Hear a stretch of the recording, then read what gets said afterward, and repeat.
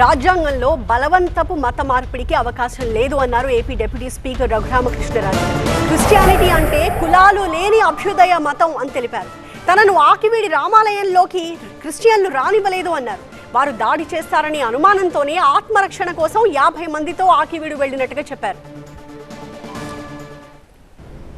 కులమే లేని ఒక అభ్యుదయ మతాన్ని మీరు ఎంపిక చేసుకొని మరి అందులో మళ్ళీ నేను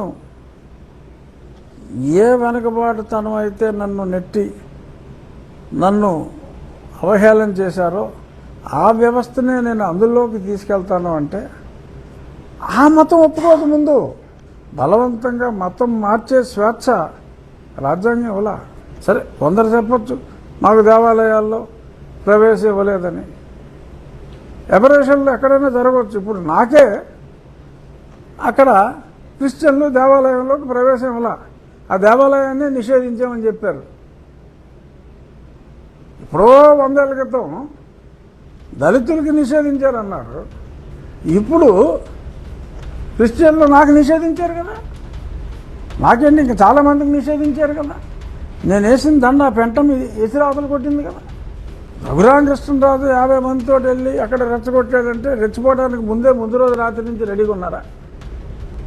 రఘురామకృష్ణరాజు 50 మందితో ఎందుకు వెళ్ళాడు?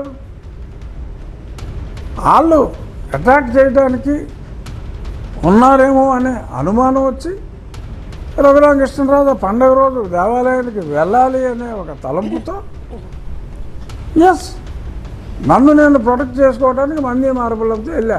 వాళ్ళ కేసు రిజిస్టర్ చేయలేదని చెప్పి నీల్ కుమార్స్